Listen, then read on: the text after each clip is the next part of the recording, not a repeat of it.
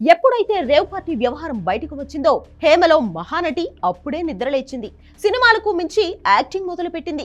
సంప్రదాయని సుప్పిని శుద్ధపూసిని లెవెల్లో జనాలను పిచ్చోళ్ళని చేసే ప్రయత్నం చేసింది. రేవ్ పార్టీలో లేను, హైదరాబాద్ ఫామ్ హౌస్ లో ఉన్నానని వీడియో రిలీజ్ చేసి ఒకసారి చికెన్ బిర్యానీలో మసాలా ఎంత వేయాలి ఫ్రెండ్స్ అని ఓవర్ యాక్షన్ చేస్తూ ఇంకోసారి వీడియో రిలీజ్ చేసి రేవ్ పార్టీతో సంబంధం లేదు అన్నట్లు మహానటి లెవెల్లో యాక్టింగ్ చేసింది. బెంగళూరు పోలీసులు పార్టీలో హేమ ఉందని పదే పదే చెప్పినా అర్థం లేని వీడియోలు చేస్తూ అడ్డంగా బుక్ అయింది. కట్ చేస్తే హేమ భాగోతమంతా మరోసారి బయటపడింది. డ్రగ్ టెస్ట్ లో పాజిటివ్ గా తేలింది. రేవ్ పార్టీలో రోజుకో కొత్త విషయం వెలుగులోకి వస్తోంది.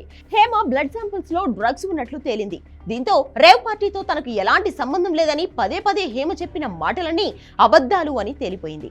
రేవ్ పార్టీలో పాల్గొన్న 103 మంది బ్లడ్ శాంపిల్స్ సేకరించిన నార్కోటిక్ టీం 86 మంది రక్తంలో డ్రగ్స్ ఆనవాళ్లు ఉన్నట్లు తేల్చింది. 59 మంది పురుషులు, 27 మంది మహిళల రక్త నమూనాల్లో డ్రగ్స్ ఉన్నట్లు నిర్ధారణ అయింది. ఇందులో హేమ ఒకరు. డ్రగ్ టెస్ట్ లో పాజిటివ్ గా తేలిన 86 మందికి సిసిబి అధికారులు నోటీసులు జారీ చేశారు. హేమను డ్రగ్స్ బాధితురాలుగా నార్కోటిక్స్ పరిగణిస్తోంది.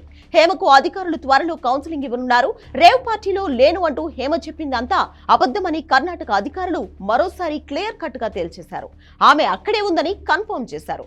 రేవ్ పార్టీ సంగతి ఎలా ఉన్నా హేమ చేసిన ఓవర్ యాక్షన్ కు 5-6 ఆస్కార్లు ఇవ్వచ్చు అంటూ ఇప్పుడు సోషల్ మీడియాలో చర్చ మొదలైంది. ఇంత రచ్చ జరుగుతుంటే చికెన్ బిర్యానీ చేస్తూ వీడియో చేసి మరీ జనాలను నమ్మించే ప్రయత్నం చేసిందంటే అది మామూలు గుండె కాదు అంటూ మీమ్స్ పేలుతున్నాయి.